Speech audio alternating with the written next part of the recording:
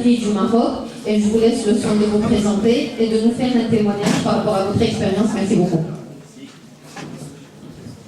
Merci beaucoup. Tout d'abord, c'est un plaisir d'être parmi vous. Je m'appelle Rabel Mahboub. Je suis docteur en chimie. J'ai eu mon doctorat, mon PhD en 2005 dans le laboratoire de M. Khalid, dans le laboratoire des analyses chimie analytique et électrochimie. J'ai fait ma thèse sur les matériaux. J'ai travaillé sur une argile marocaine qui est le Rassoul, je crois que tout le monde le connaît. Donc j'ai fait un traitement physico-chimique, je ne vais pas rentrer trop dans le détail. Je crois qu'il y a une limite de temps. Mais bon, j'ai eu mon PhD en 2005. J'avais le choix, ou bien, juste pour rebondir sur quelques interventions de certains d'entre vous, j'avais le choix entre attendre la fonction publique, c'est-à-dire un salaire, ou alors chercher ailleurs et chercher dans le privé et me développer. Donc j'ai fait le deuxième choix.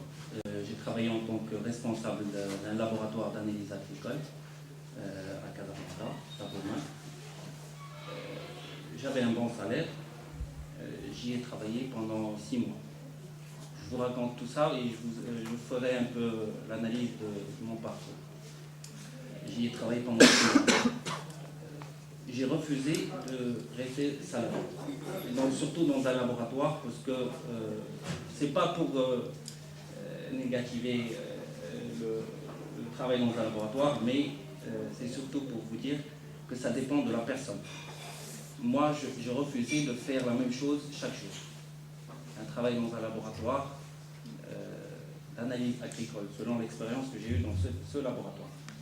C'était un travail que je faisais chaque jour, chaque semaine, chaque mois, et j'allais le faire chaque année. Donc j'ai stoppé. J'ai préféré travailler dans la fédération des industries de cuir. J'ai commencé avec la moitié du salaire dans le laboratoire. Mais j'avais d'autres avantages. Entre autres, il y avait un portefeuille de gens que j'allais connaître. J'ai eu l'occasion de travailler avec des ministères, des ministres. J'ai traité des choses que je n'avais jamais fait avant. J'ai fait un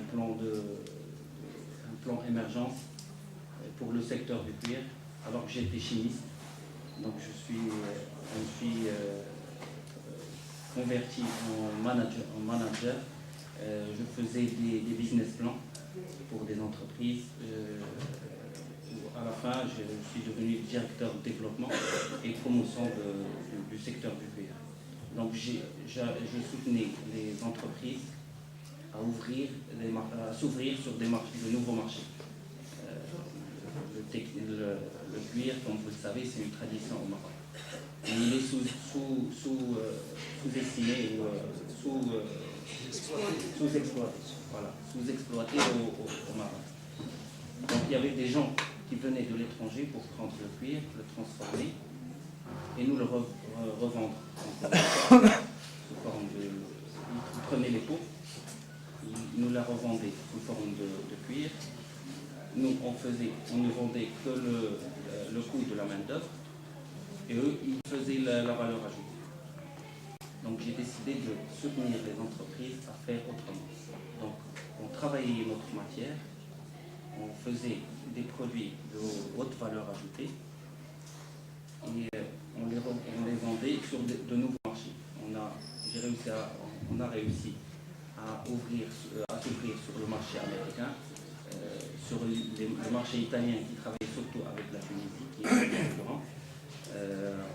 On a augmenté les parts de marché sur le marché français.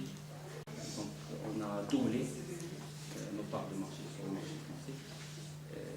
Mais pour vous dire, c'était pas suffisant pour moi.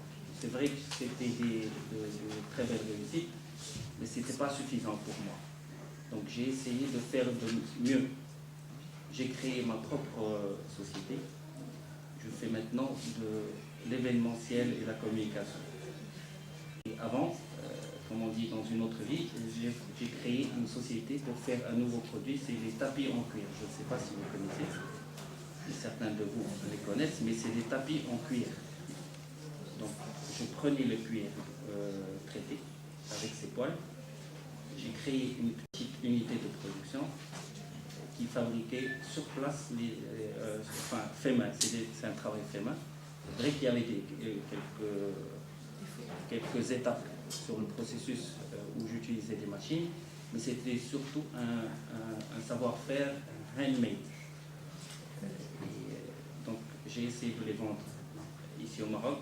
C'est vrai qu'il c'est pas une culture qu'on connaît ici beaucoup, mais j'ai eu l'occasion de les vendre en Angleterre, aux États-Unis, surtout dans les pays anglo-saxons.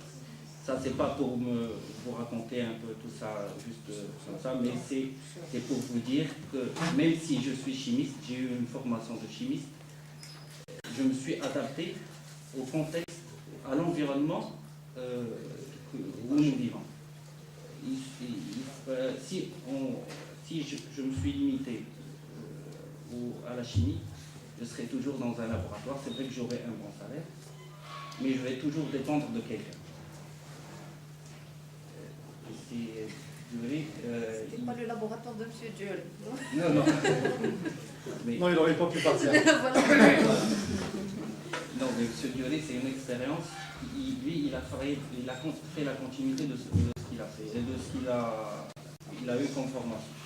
Moi, Pas tout à fait. Pas tout à fait. Vous êtes resté dans la biologie. Oui. En gros, c'est pas la biologie moléculaire, mais en gros, c'était dans la biologie. Moi, j'ai complètement changé de cap. Mais ce que j'ai appris à l'université, c'est l'esprit d'analyse, comme vous avez tout à l'heure dit. C'est l'esprit d'analyse et l'esprit d'initiative. J'étais avec Khalidi, je connais très bien. Donc j'étais représentant des étudiants de la faculté dans le conseil de l'université. J'étais représentant aussi au conseil de gestion de l'université et j'ai appris beaucoup de choses. Donc j'ai eu une formation, c'était une auto-formation, c'est vrai, mais j'ai eu une formation polyvalente. J'ai toujours essayé de me rapprocher de l'industrie. Et maintenant, je crois que j'ai réussi mon parcours.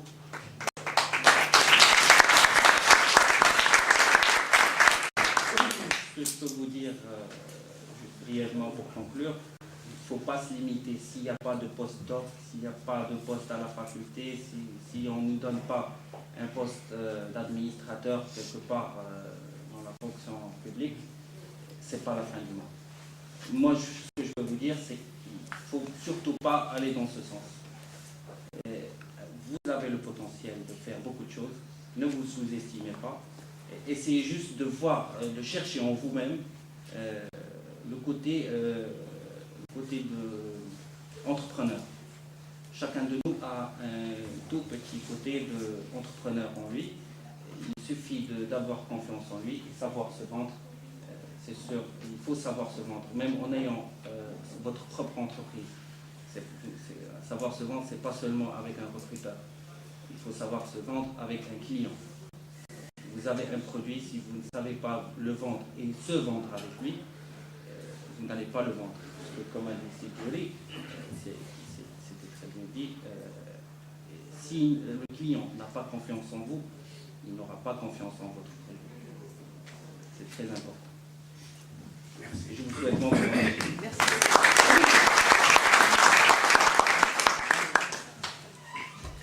Bonjour tout le monde, je me présente Mohamed Hamdan, je suis doctorant en microbiologie à la FST Mohamedia et je suis un ancien doctorant.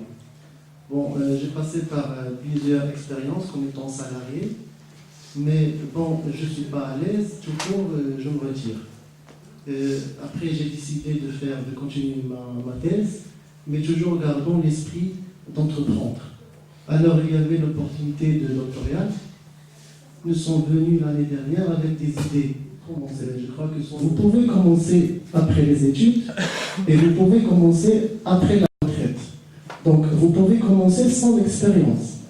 Mais pour pallier le problème d'expérience, vous le remplacez avec le sérieux. Avec quoi vous montez votre plan business. Le plan business doit être un document très important dont vous devez travailler là-dessus avec un sérieux. C'est le document qui vous présente, c'est le document avec quoi vous argumentez, avec quoi vous parlez avec votre interlocuteur, que ce soit un banquier, que ce soit vos parents. Donc nous sommes des jeunes, eux, vous, nous sommes des jeunes. Bon, les jeunes, on a du potentiel, on a des avantages, je dirais même, on a des atouts. On est jeunes, on a encore du temps pour bien préparer pas à pas notre projet, et méthodiquement, on n'a pas de charge familiale, on a l'attitude à s'intégrer facilement, et on a l'attitude d'apprendre facilement. Donc, pourquoi pas hésiter, et pourquoi pas commencer. Après le doctoral, j'ai décidé de commencer. J'avais des idées, j'avais plein d'idées, il faut concrétiser une. Bon, j'avais l'observation avec la charte environnementale, l'environnement fait la mode, le roi Mohamed VI a signé la charte environnementale, bon, il faut en profiter. Avec les lois aujourd'hui, la loi 1203, une loi spéciale pour les études d'impact par exemple, ce que j'ai observé, c'est l'étude d'impact, c'est imposé, c'est devenu exigence pour les entreprises, pour les marchés, c'est obligatoire pour avoir l'autorisation de s'implanter. Donc, j'ai intervenu dans ce sens et j'ai monté mon projet bureau d'études en environnement, études ingénierie en environnement. J'ai développé une stratégie moyen-long terme, mais je viens de commencer avec ces études d'impact qui fait la mode aujourd'hui. Et ce que je vous conseille, c'est n'hésitez pas, il faut juste commencer.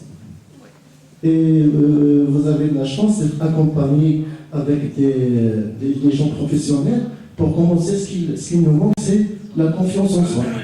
Il n'y a pas mieux que ces gens de l'expérience vous dites, voilà, vous avez fait de bon travail, vous pouvez monter un plan business, voilà, vous avez de la confiance en soi. Donc il faut commencer. Merci.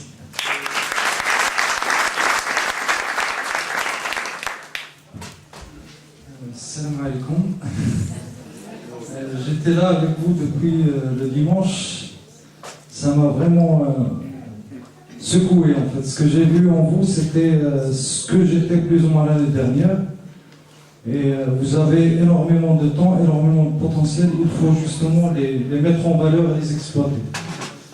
J'aime pas trop parler de moi, mais vu que je suis là parmi vous pour ça, je vais essayer d'être le plus bref possible.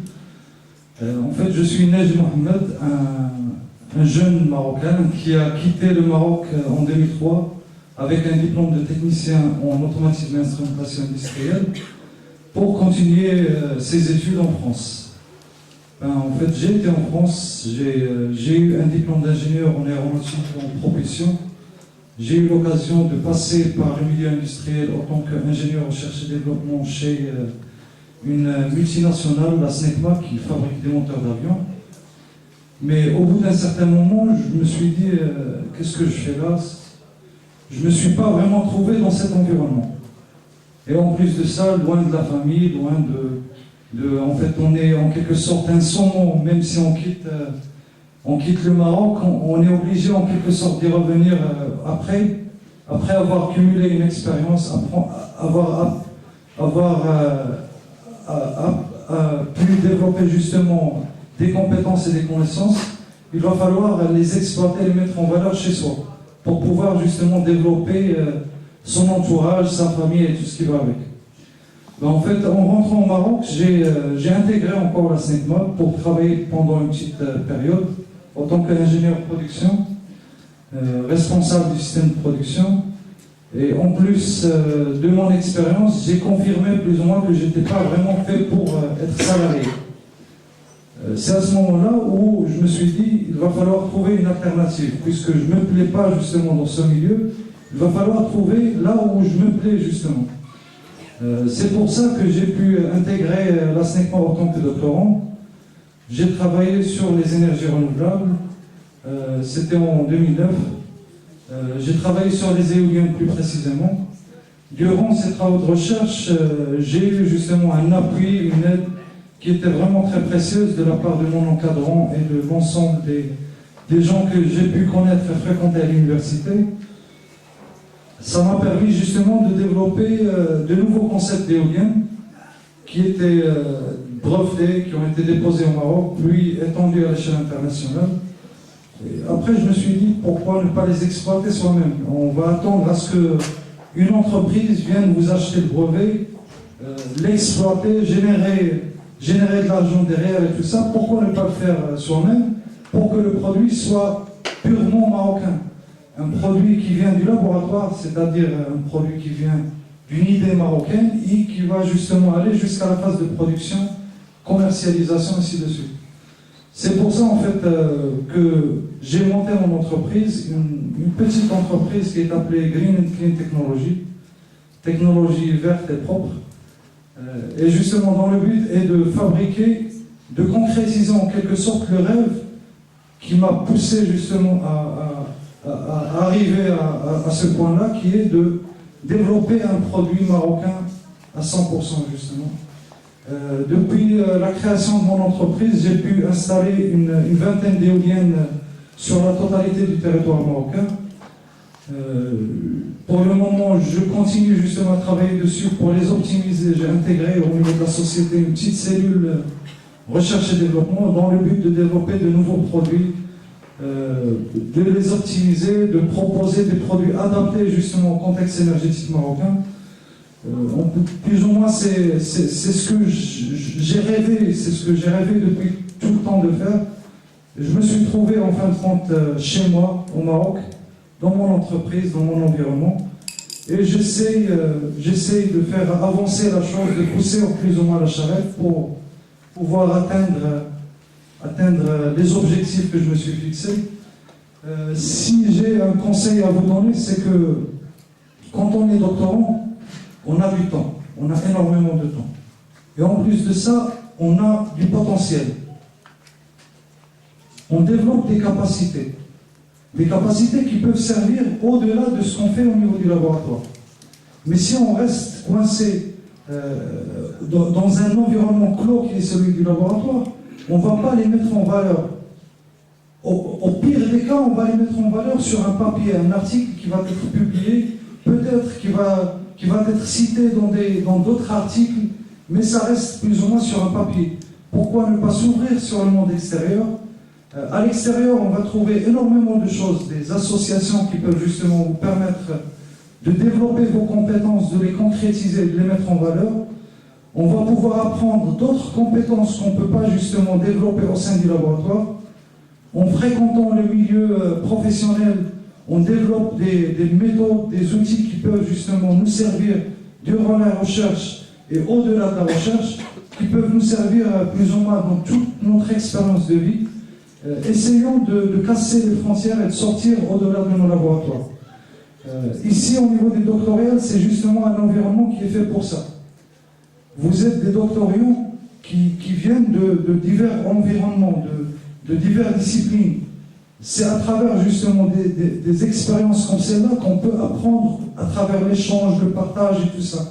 Il faut implanter cette culture qui est celle du partage, de la diffusion d'informations, du partage des ressources, du partage de tout ce qui nous entoure pour pouvoir mettre en valeur ce qu'on est et ce qu'on peut avoir.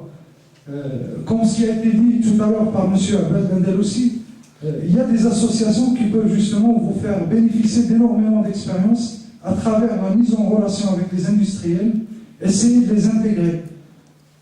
Il y a des associations au sein des universités, par exemple à l'université Hassan II Casablanca, il y a le site Club étudiants entrepreneurs demain. C'est un club qui est fait pour les étudiants et par les étudiants, dans le but de justement implanter, d'imprégner cette culture de partage et cette culture de diffusion. Je vous remercie pour tout ce que vous avez fait jusqu'à l'instant. En fait, c'était vraiment miraculeux pour l'équipe que j'ai pu accompagner. J'ai vu un rêve qui s'est concrétisé de petit à petit. Au début, on avait du mal à trouver une idée. Juste après, l'idée était figée, était là sur un papier. Ensuite, ils ont pu développer le logo, tout ce qui tourne autour de l'idée. Au début, c'était juste une phrase, un mot, mais après, c'est devenu un business plan avec des chiffres, c'était vivant en quelque sorte. Il y avait de la vie dans l'idée qu'ils ont pu développer. L'expérience de l'entreprise ou de la création de l'entreprise, c'est plus ou moins ça. On concrétise un rêve, une idée, pour la faire vivre, pour faire profiter notre entourage de cette idée-là. Soyez innovants, soyez combattants, ne lâchez pas prise, il faut y aller jusqu'au bout. Nos rêves, c'est ce qui nous fait vivre en quelque sorte. Il faut s'y accrocher. Et merci. Merci beaucoup.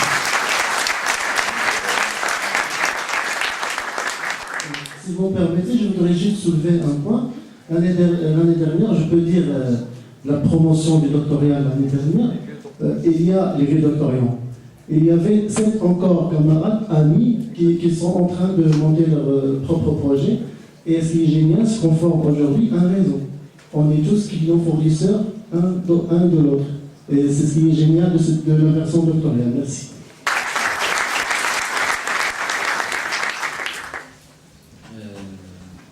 Pour profiter de l'occasion, je remercie d'abord M. Najib, je le félicite. C'est un très grand effort qu'il a fait pour avoir l'initiative de créer un nouveau produit et de faire sa distribution ici au Maroc. C'est très bien. Ce que je peux dire, c'est je vais essayer de le contacter parce que j'ai oublié de vous dire une partie de mon parcours. Je suis aussi auditeur à l'export. Conseiller auditeur à l'export, reconnu par le Centre du commerce international de Genève. Et tout à l'heure, avant de venir, c'est Khalid m'a appelé parce que je croyais que c'était pour demain. Il m'a appelé pour venir faire mon témoignage.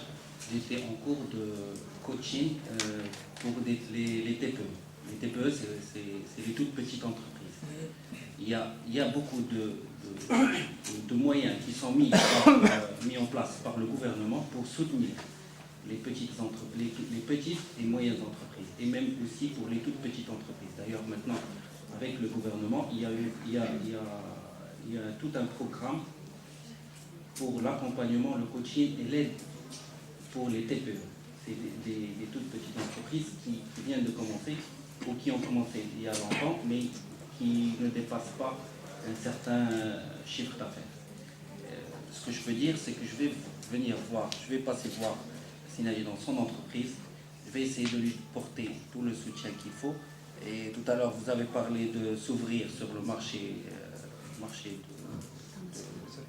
extérieur.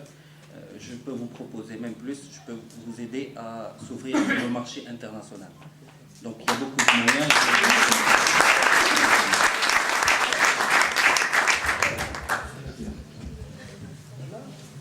C'est juste pour vous dire que Rabia a oublié de vous dire qu'en venant avec un grand plaisir pour témoigner un peu de son expérience, il s'est fait arrêter par le hasard. C'est toi qui vas le payer. Voilà.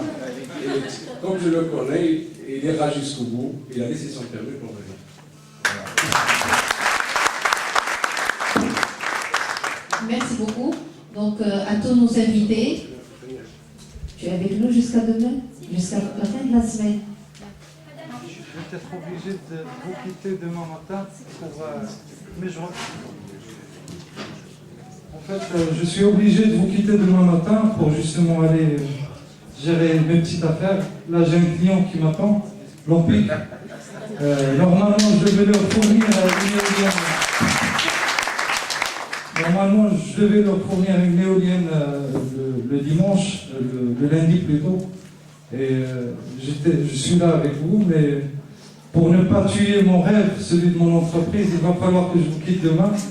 Moi, en fait, je voulais juste apporter un petit conseil à nos chers doctorants. Moi, je suis toujours un doctorant, mais avec un peu plus d'expérience que vous.